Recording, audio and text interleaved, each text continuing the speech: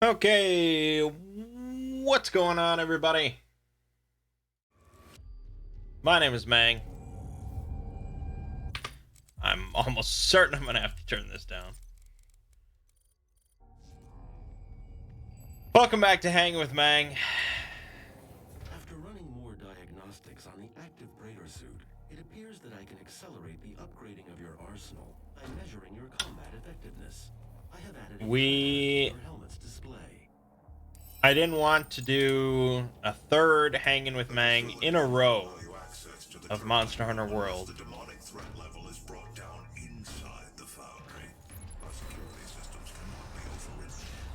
Although that's mostly what I've been playing on my own time.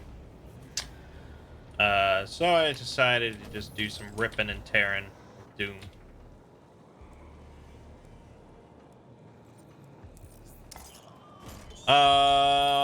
Yeah. Yeah. So this week was AGDQ 2020.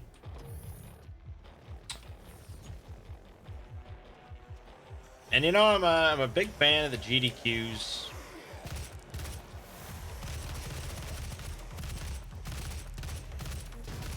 Every time a GDQ ends, it always feels so sad it's over. Gotta wait another 6 months.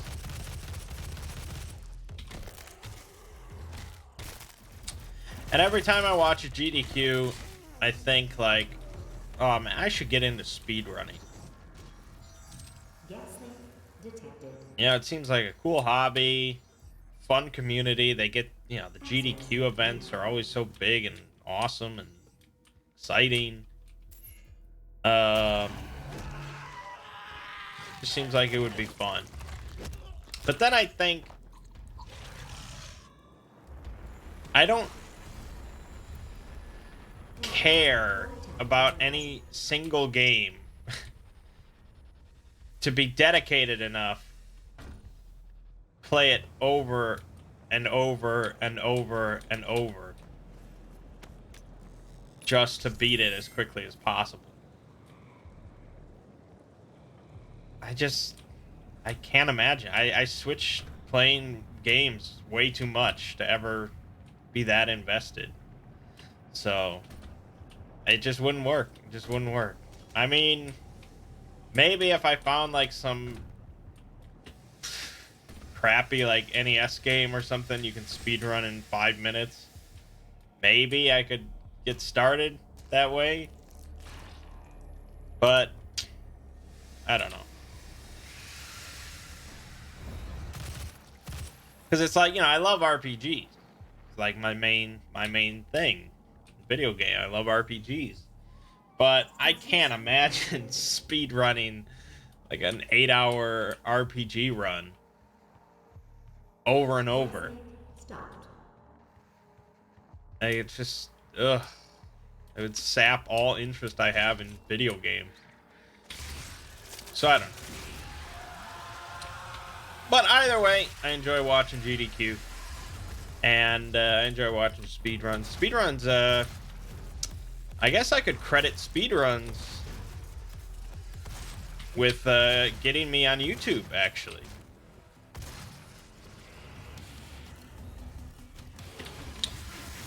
Back in the day, this would have been like 2009 or 8.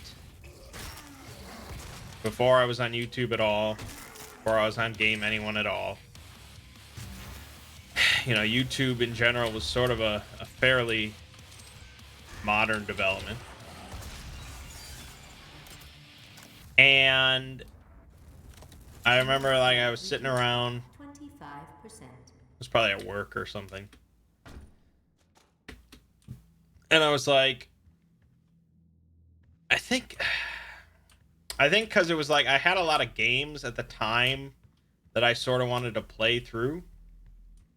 Like replay through like SNES games and stuff. And I was like, oh yeah, I should replay through that and blah blah blah. And I was like, can't I just watch someone else play through it? Like, I don't need me specific. I could just watch someone and just get the experience like by proxy. And I was like, do people do that? Would people upload videos of them playing games online? And so I started searching around, and I think one of the first things I found was speed runs. I don't remember the name of the site. I'm sure it's still up. It was like the main speed running site. Or maybe it was like TAS videos or something like that. I don't know. It was like, what is this? Speed running? They play through the games as quickly as possible.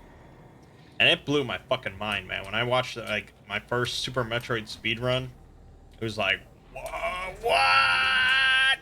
I didn't know this could exist. It was insane.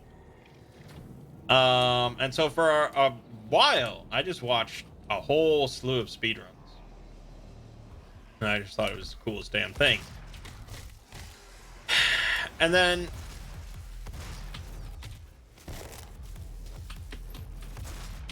eventually I was like, okay, this is pretty sweet, but what about, you know, what I sort of originally thought? Do people play games, record it, without just speed running? And I think that brought me to GameAnyone.com. And that's where I discovered like Dave the Usher. And, you know, speedruns, they don't usually have commentary when it's just a video online. Or back then they didn't. Nowadays with Twitch streaming, of course, you have all sorts of stuff. But back then it was just the game, which was cool. But I was like, oh, you could have commentary. And so that brought me into that whole world of actual Let's Plays.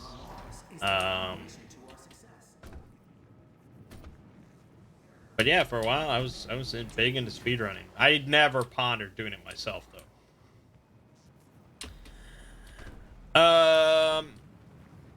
Anyways, so yeah, another GDQ down.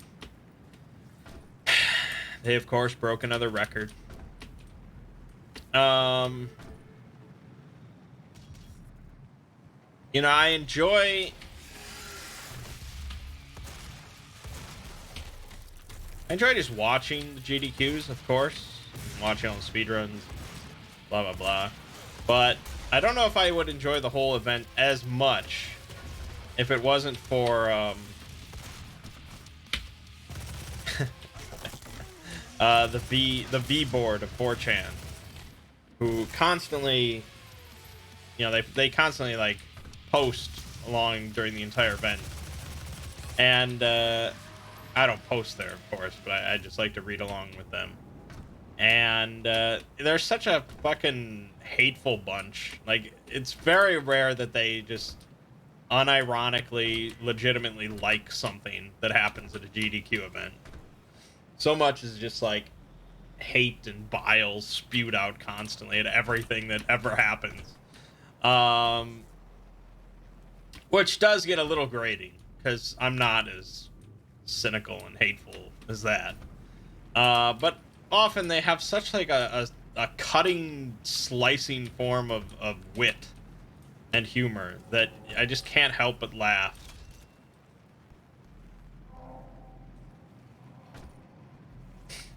And I mean, they all generally, for the most part, enjoy watching the event for different reasons, but they're there like the whole week. You know, people are constantly posting about every little thing that happens, so it's a fun time, I suppose. I always do every GDQ now. I'm always there. I think overall GDQ is in a fairly good spot as far as how like the event clips along and everything. There's only a couple problems though. One is the audience. You know, in the early days of GDQ, I first started watching in 2014. Back then, the audience was, you know, they were people pretty into just speedrunning.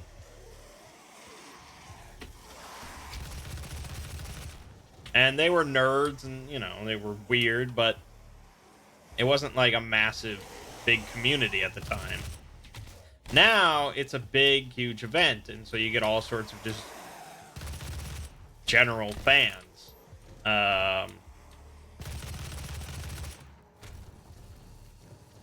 And in recent years, they've developed all these sort of stupid memes that are constantly yelled out throughout the entire event, and it's like never discouraged or anything like that. It's actually encouraged. So this year, the big meme, I suppose, was randomly yelling out honk because Goose Game was being run, and everybody loves Goose Game, and so they had like a little goose during their skits and stuff, and they were always yelling honk. And it's just like, for fuck's sake, I'm just here to watch some speed runs and just enjoy it, and I don't need to hear honk constantly. And it happens like every event now. There's always something new, whether it's like orb or wah or you know. Back in the day, it would never like, they had like things like that, like when Puexel would run Chrono Trigger or whatever, they'd do the Wonder Shot thing during like the final boss. And it's like fine, because it's like, shit, that is like a one and done thing. It doesn't extend past that run. No one's ever yelling out Wonder Shot at random moments. This is just ridiculous, and the crowd gets rowdy and honestly just sort of disrespectful sometimes. Like last SGDQ, Puexel was running something. I don't even remember what it was. My memory say it was an RPG. I know that it was a lengthy RPG. And Puexel is like the best at that, and he was finishing the event. It was the last run was him, which is an honor, I suppose, but you have to deal with that, just like, because everyone shows up at the end of the event. So the room is packed, and they'll start doing these countdowns for donation, like as they close in on like a big milestone, like 2 million or 3 million or whatever. I think SGDQ is 3 million. And so they were just constantly like shouting and like just going crazy while Puexel is trying to do this run and trying to explain stuff. And it's just like, Jesus Christ, man, I know it's for charity and stuff, but come on. Have a little respect for this guy. I don't know.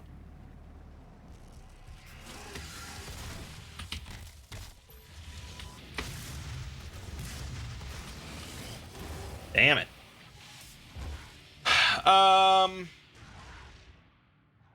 And the other thing is, I guess they do these events twice a year, and speed runs, I mean, new games come out and new games get speed ran, and that's a common thing. Every event you'll usually see one new game, one or more new games that have never been run there. And sometimes you'll see like different categories for other games that have been run before. Like Super Metroid has been run a bunch of times, and sometimes they'll do races. Last time I think they did reverse boss order, stuff like that, like different runs. But there's been a recent trend in doing things that are pretty different, like modifying games. Randomizers have been decently popular. Relay races, all sorts of different races.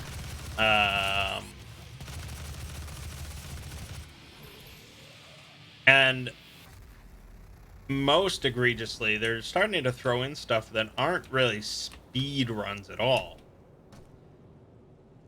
I mean, for one, there's the task block, where they just run tool-assisted.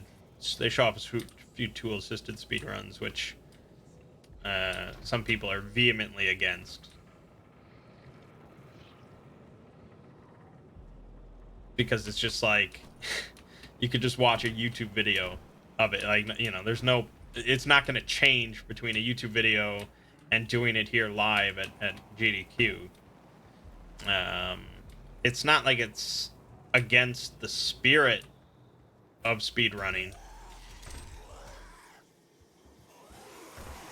but it doesn't really capture a lot of the fun element of GDQ.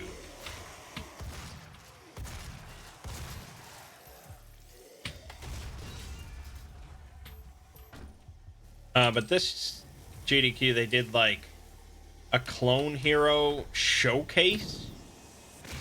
So it was just like a guy playing Clone Hero, which is like the PC version of Guitar Hero. It was Guitar Hero basically, and he was just doing a bunch of really difficult maps. And it's like, it was impressive. Don't get me wrong, but this is a fucking speedrunning event, or it was supposed to be. Or even like the shmups. I mean, it's an auto scroller entirely. It's not really a speed run. It's a challenging run. But at that point, you might as well just put in like challenge runs of Dark Souls, or, you know, it's like, I don't know. I think people enjoy all this, and so the public is probably going to keep wanting more and more, and they're going to put stuff in like that. There was a Link to the Past randomizer run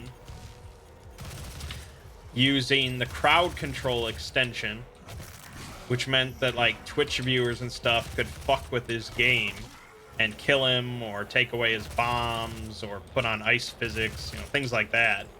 And it's like, is this really? I mean, I just sort of wonder what a GDQ is going to look like in 10 years.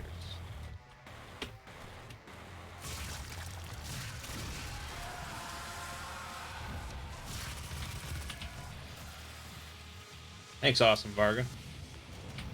Yeah, all right, enough about GDQ. I gotta move on.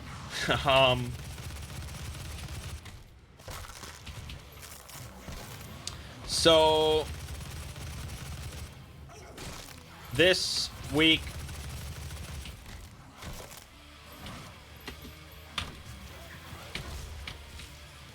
on the Exploring series, put out a video on the Montauk House. Turned out to be decently popular. I'm not going to complain about my viewer numbers on that one.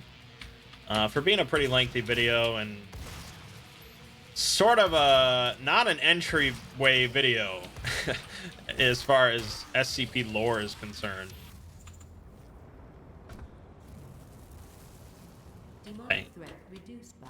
Like, hopefully that's not someone's first video for SCP Foundation, but good stuff nonetheless. This week I worked on SCP-4971, I believe is the number. Very, very high numbered one. I think the highest number one I've done so far. Rituals by DJ Cactus. So it's another classic Cactus exploration log, lengthy, twisted, you know, classic stuff.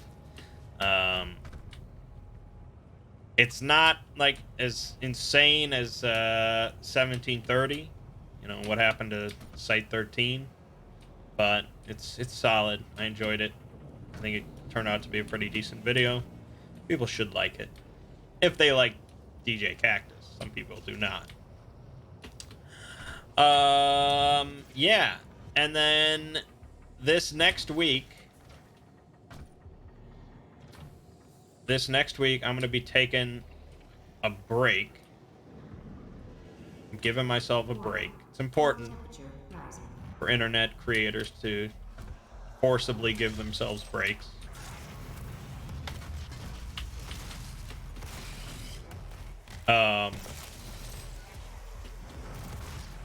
Cause I was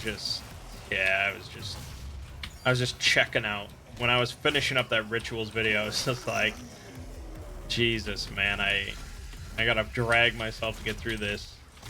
Because I really have not taken a week off since I moved. So start of September.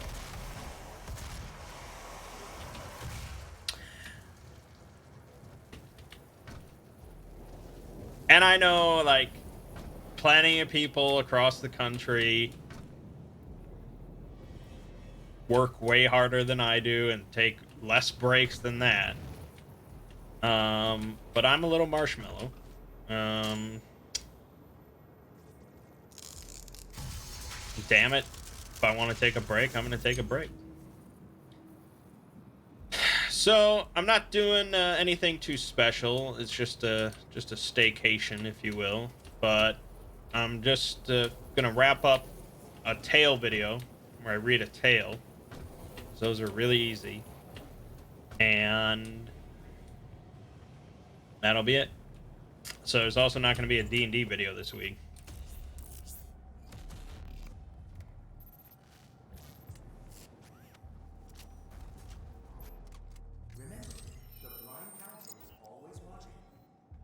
So that's the plan. And then after that, I'll be raring to go to put out double videos again.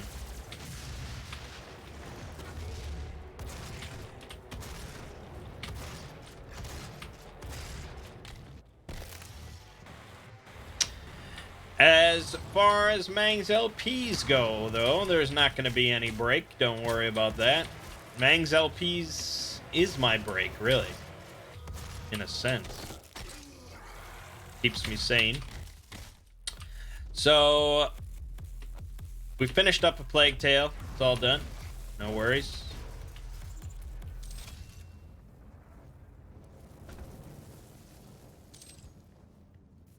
We still got Baldur's Gate 2 Enhanced Edition. Like I said, that's going to go on for a little while yet. I think there's around 25 videos in that playthrough.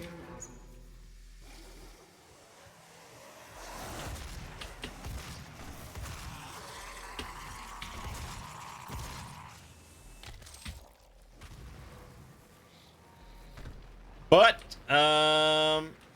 tonight, I also released a video on my top 10 games 2019. And like I was saying about needing a break, I was like, just finished this Rituals video. I'm fucking beat. I don't want to put all this effort into a top 10 2019 video.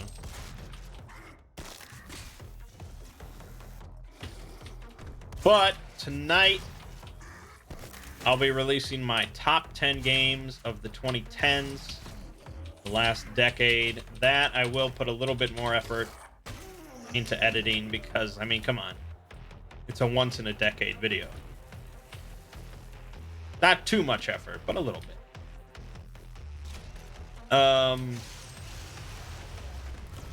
So that should be pretty cool. I have yet to actually compile the list, but I'll do that this evening.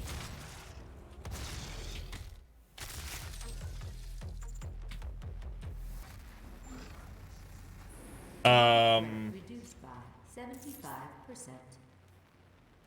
And then this week, now that Plague Tale is done, we'll be starting up a new Let's Play for Metroid Prime. Yes, I recorded a few parts a while back, stopped it, but now I'm back in the swing of things. You'll have to wait till part 5 for me to explain why I'm back in the swing of things, but I've got renewed gusto, to say the least. It's pretty exciting. So that'll start up this week. Don't know how long that game is, but we'll see. Excited for Doom Eternal. Extremely excited for Doom Eternal. I mean, that's a lot of pressure on them, to be honest, because this game is freaking fantastic. And all they really have to do is just give us more of the same.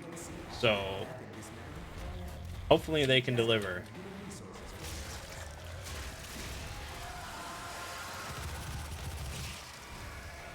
I think they've learned their lesson and they're not going to put out another like Doom 3 style.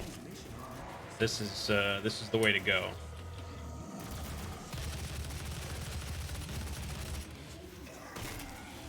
So for now, we're gonna have just Metroid Prime and Baldur's Gate 2 Enhanced Edition. A couple oldish games going on.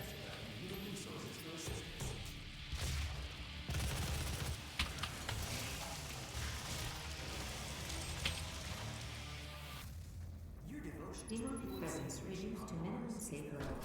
Lockdown disengaged. And that's that. I'm not sure if Metroid Prime is going to roll straight into Metroid Prime 2. Actually, I know it won't because I want to do Metroid Fusion, I believe. Which is a game that I have played and beaten back in the day. Really enjoyed it. So that should be good times.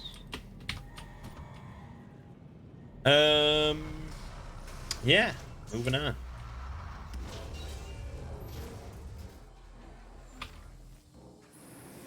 Warning. Core temperature reaching critical levels.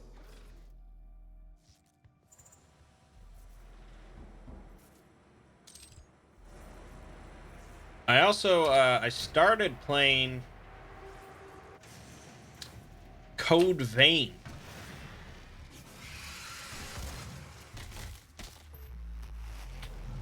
I was sitting downstairs in my movie room, just like looking through the PlayStation store. You know, not with too much intention in mind. And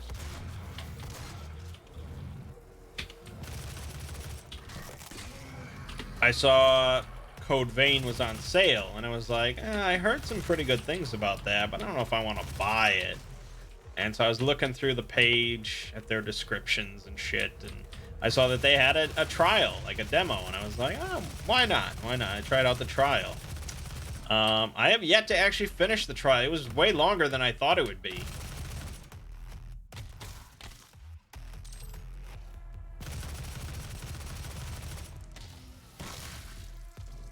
But it's actually been pretty sweet so far. I mean, if you can look past all the giant anime titties and stuff like that, and short skirts and JRPG dialogue and blah blah blah, the combat and stuff and like character development is been pretty cool and interesting. I'm surprised like how solid it is. So I'll probably keep playing that. Obviously, I started playing too late for it to ever make my 2019 list, but I could see it being on that list maybe if I kept playing it.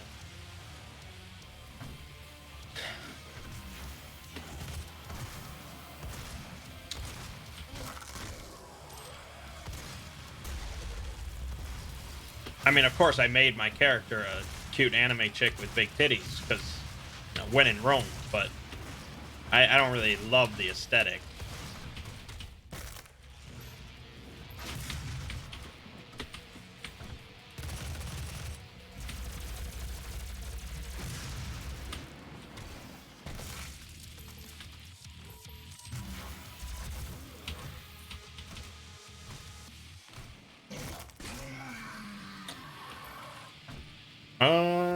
Yeah, I guess that's all we need to talk about for video games.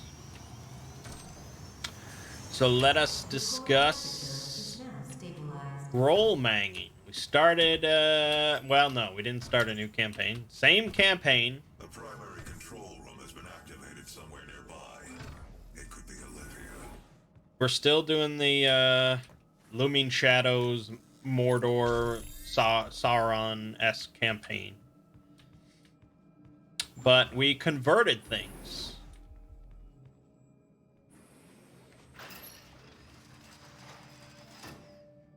Authorization. Really like to skip this because I don't want to talk over it, but we converted things to Shadow of the Demon Lord off of D&D 4th edition, and to be quite honest, I think it might be like the last time we play 4th edition. This was meant to be like Project energy. our last hurrah She is of fourth trying to edition in fill general. a portal Um, to our world. but now, like, specifically comparing it to something like Shadow of the Demon Lord, where we can, it's, you know, Shadow of the Demon Lord is already based off D&D. It's very similar, but it fixes like every problem I have with the whole system. You Fourth don't edition and fifth edition and whatever. Just diving into character customization in Shadow of the Demon Lord is so much more interesting, so much more exciting. Looking at all these awesome spells you have access to and customizing across, you know, novice paths, expert paths, master path, like it's just so cool. And it's cool enough, like making just a brand new original character, but it was really interesting to convert our fourth edition characters and seeing like how best we The can system won't allow anyone but Olivia to override transfer it. We will have to shut down the Argent Tower map. different abilities and powers and move sets and concepts. That was pretty interesting. I didn't do any of that shit.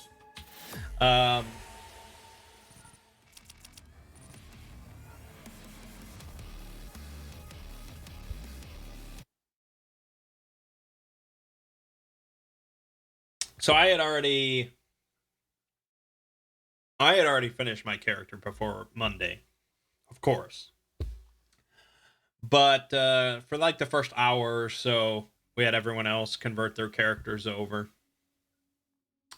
The biggest issue for the most part is like, well, it wasn't really that big of an issue, but races are obviously very different.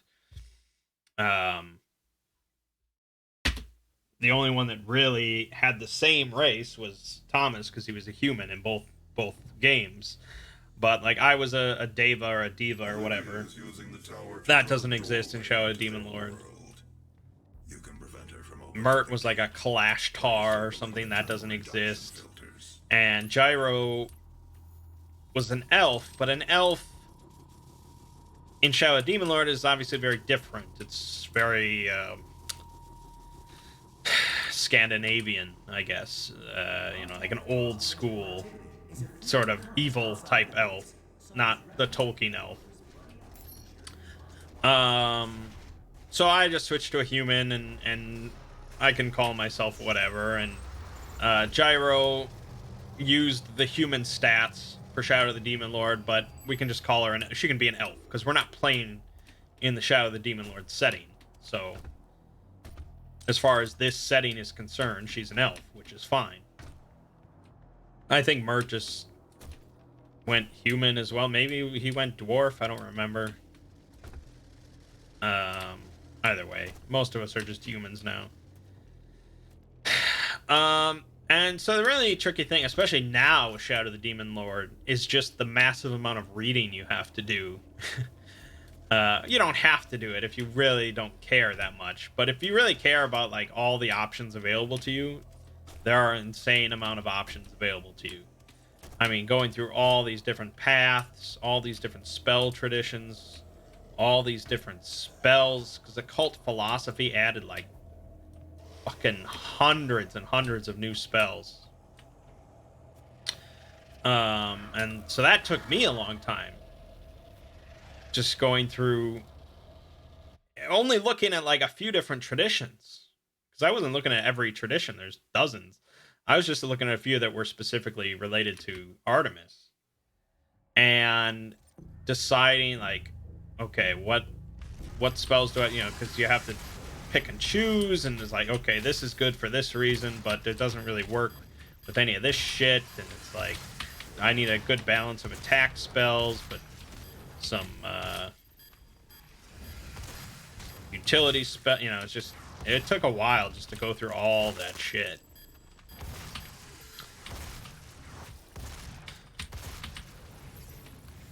So Gyro thankfully didn't have any spells. Thomas had like one tradition, so he didn't need to spend too much time thinking about it. Mert was like me though; he had a bunch,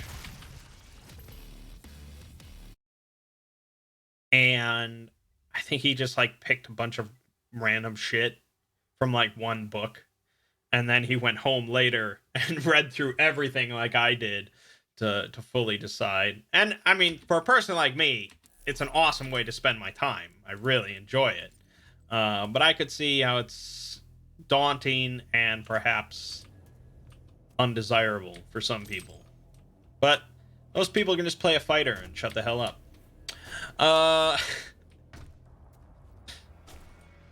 I mean, if you're interested in playing a spellcaster, yes, you're going to have to devote some thought to it.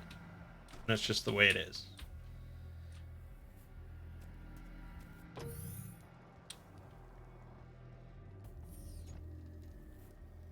So we got underway.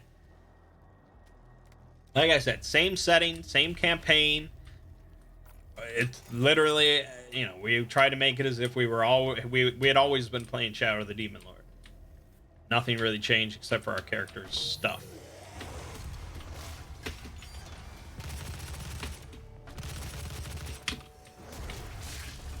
Holy shit.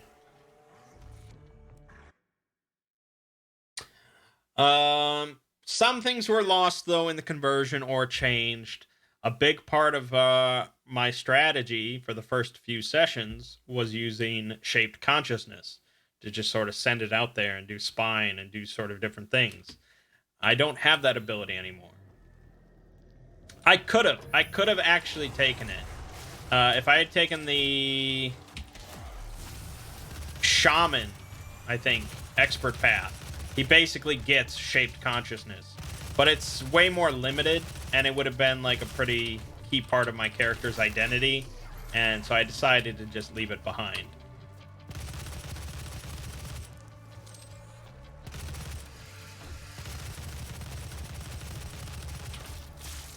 Jesus. Not very good at Doom. Also, like, I could, previously in 4th edition, I could conjure items. And I could conjure a wide array of items, and they would last for, like, at least 5 minutes, sometimes longer, stuff like that. I mean, Ziggy wasn't too picky, because it didn't really specify a time amount. Not, like, exactly. But Shadow Demon Lord is very specific with a lot of things. And so I can conjure a limited array of items. And I can only conjure them for a minute at a time, which is pretty fucking limited. But that's the point, is it God damn it. These fucking shield guys. The point is that you start off meant to be pretty weak. I mean, your magical abilities are not earth-shattering. They're not broken, really, in any way. They're not meant to be. And then as you level up and you get to higher levels, then you bust out some broken shit, and it's really cool. So it's meant to scale properly.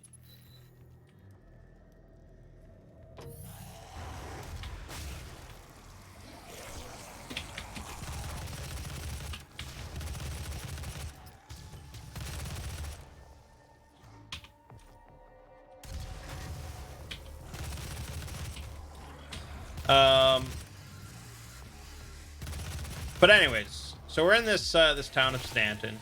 We're trying to get them to rally to help us fight this war against Zook-Nul and the Dark Lord.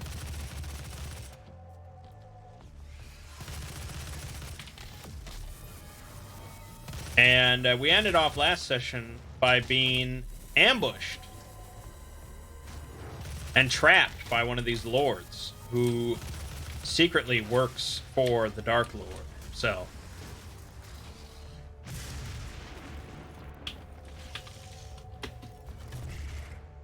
And so we got his steward with us, who isn't really on this guy's side, and he's willing to help us out and blah, blah, blah, and tell us stuff. And so we decide right off the bat, our goal is to kill this traitor, this bastard. He's a no good man. We're gonna teach him a lesson. And so we sort of discussed the best way to kill this guy, who is holed up in his castle. okay, some sort of assassination. We could maybe get some help from the other lords and lead a charge into the castle, or whatever our options here. I mean, of course, assassination is way simpler. And so then I had the idea of, well, what if we have someone pretend to be an envoy from the Dark Lord? Because this guy had met with one of these envoys earlier, a few months ago, and he had spoken with him privately, and he had gotten in there. It's a perfect assassin. You could just go in there, talk to him privately, kill him, and then slip out before anyone knows. And so I talked to the steward, and I'm like, okay, how did you know this guy was an envoy for the Dark Lord? Why did you let him in? Did you talk to him? What did he look like? Did he have a symbol or anything?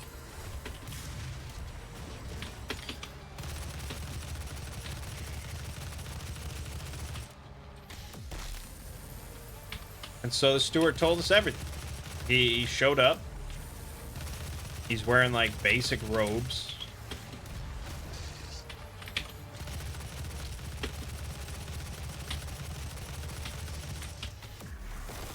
And he did have a symbol. And he describes the symbol. It's like a planet with a bunch of eyes on it or something like that. It's this little complicated symbol.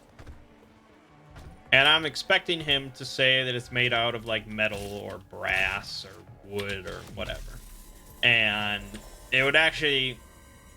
I have a conjuration spell where I could make, objects. And I could make it, but depending on the material, it would only last for, at worst, like a minute, which would not work. So if he had said it was made out of metal, it would actually be pretty bad. We might actually have to go to like a metal worker. But he said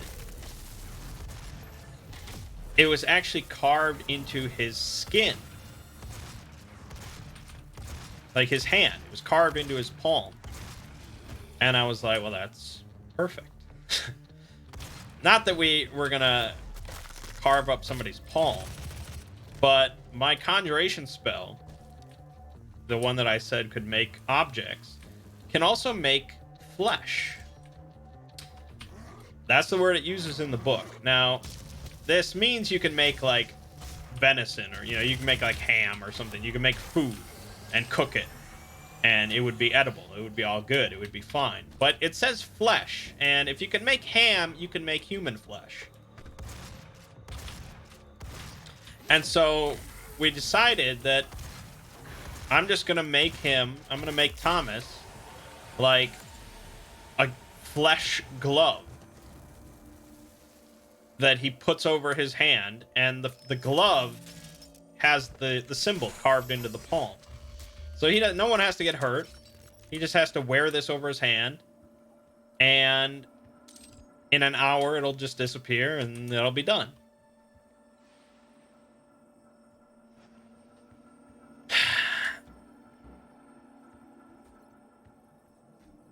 The reason we picked Thomas is because A, the Lord has not seen him. He doesn't know what he looks like, so that helps. And B, because Thomas, his expert path was Spellbinder, which is sort of it's a blend between a spellcaster and a fighter. So his special ability allows him to magically bind his weapon to him. And so as long as he was within 1 mile of his weapon, he can teleport it to his hands. So this allows him to enter into this castle as this envoy, completely unarmed. With, he's not carrying some big fuck you sword or anything.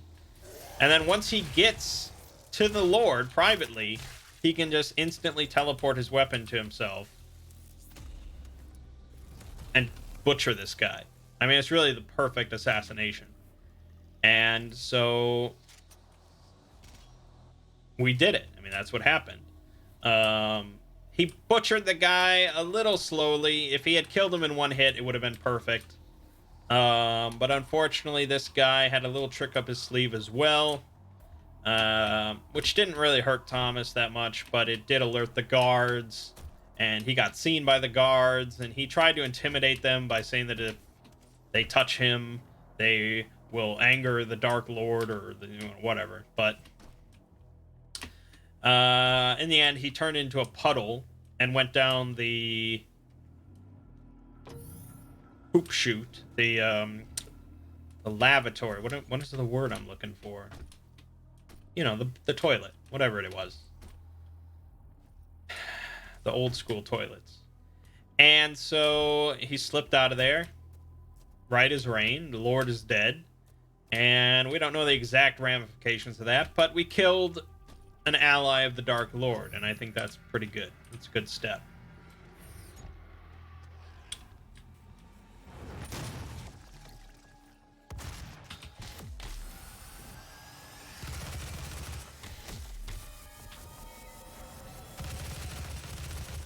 But that was just step one. We had to decide what to do next. So my grand plan, you know, because I like to have grand plans, whether or not they actually work or get carried out in the long run. Grand plan is to basically get everything right as rain in Stanton. Get everyone there on our side, ready for war. Then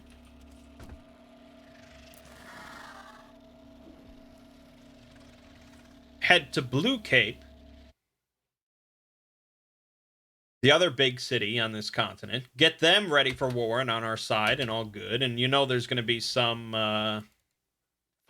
You know there's going to be some Dark Lord traitor there as well. So take care of him and get everything all set. Then from there, sail to another continent where the city of Ragnar is, which is the biggest city in the world.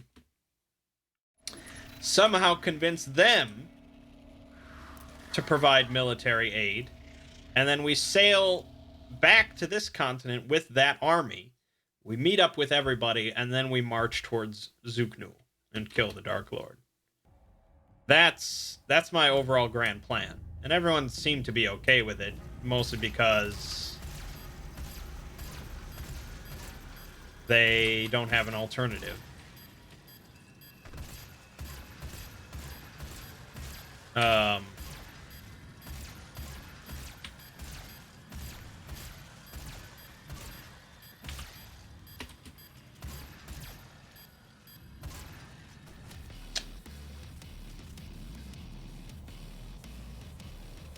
But the chances of us actually carrying out all of that is unlikely, generally due to just campaigns fizzling out. But it's good to have a grand plan either way. But that still means we need to set up things and solve things here in Stanton. And so the another lord would only be on board with us if Mert volunteered to be his champion in the arena, and he was victorious. So Mert had to go off to the arena and win the day. And so I tagged along because, you know, as a psionic character, I could assist without anyone knowing. This is not really specified at all in 4th edition as far as like psionic abilities and not needing to speak and being not, you know, stuff like that. But again, it is specified in Shadow of the Demon Lord. Normally, when casting any spell in Shadow of the Demon Lord, you must have an implement in your hands or on your body or whatever, and you have to speak the magic words. So, in that case, everyone would be very well aware that I was tampering with the arena fights, and I would be executed or whatever. We'd be run out of town. But if you have one of the psionic traditions, such as telepathy or telekinesis, you get a special ability called Focused Mind, which basically for 1 minute allows you to cast any psionic spell without needing an implement and without needing to speak, meaning that you just use your mind and no one can tell. And that was perfect because a minute is all I need. So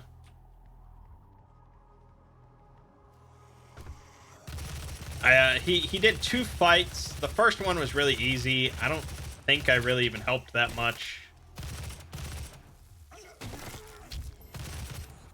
I don't remember if I did anything. But the second fight,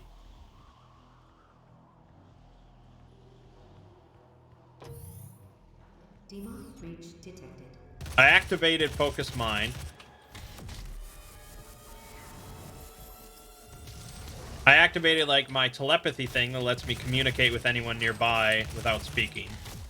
And so I tell Mert telepathically that as he runs towards his opponent to like hold out his arm, hold out his hand towards the guy to make it look as if he's like casting some spell.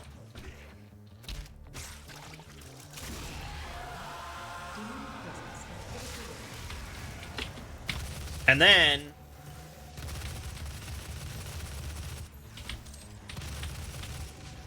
on the enemy guy, I casted Crush, which is a telekinesis ability that basically just like fucks somebody up. They just like get squeezed to death. And of course I like crit. So, damn. For all intents and purposes, Mert running towards this guy, mumbling some words, and suddenly this guy like seizes up. He doesn't die from the crit. But he gets pretty messed up. And then he like hits him once and he goes down, and that's the end of the fight. So it made Mert look really badass. And no one knew that I was involved, and I had actually bet on the fight, so I actually made some money on it. For the greater good, of course. And that was pretty much it. I don't know if he is done with the arena now, because I don't know if he's the champion or anything, but maybe that was enough for the Lord to be satisfied. And that's pretty much that. There's another Lord whose son is gone, missing, and we were told by some other Lord or the steward or whatever that he's actually being held by some criminals for some gambling debts. So we're gonna go inform him of that. But I think we're nearing being done with Stanton unless something unforeseen happens. Oh, there's one other Lord who's like holed up in his castle and no one knows anything that's going on, and he's like having all these black dark curtains being delivered, and surely something is up. We might just pull another Thomas and assassinate him just to be done with it or something, but I don't know, we'll see. But the thing is, like, the arena fights with Mert in that arena, even though it was just one-on-one, it would have taken like 3 times longer in 4th edition. Partly because everyone just has so much more health, partly because everyone has healing abilities, partly because the defenses are higher, you're harder to hit, and partly just due to the abilities and everything just takes longer. Those arena fights were so fucking quick, man. It was insane. So I can't wait for like a proper big fight with all of us involved to really prove how cool the system is in combat. So yeah, I'm excited about that. We didn't have a session of family RPG night this week, but I did get in my books for Hot Spring Island, which are very cool. So I've been reading through my book, learning about all the factions involved in Hot Springs Island. Probably at some point I'll run that system again. Maybe for the usual group using Shadow of the Demon Lord or something. But that's about it. And we're nearing an hour. When I started talking about RPGs, it was like we were 26 minutes in or something like that. Yeah. So, we've got the rituals video tomorrow. We've got my top 10 games of the decade coming tonight. More Baldur's Gate 2. The start of Metroid Prime. All should be good. I will enjoy my staycation this week. My name is Mangg. This has been Hanging with Mangg. I'll see you fine folks next week.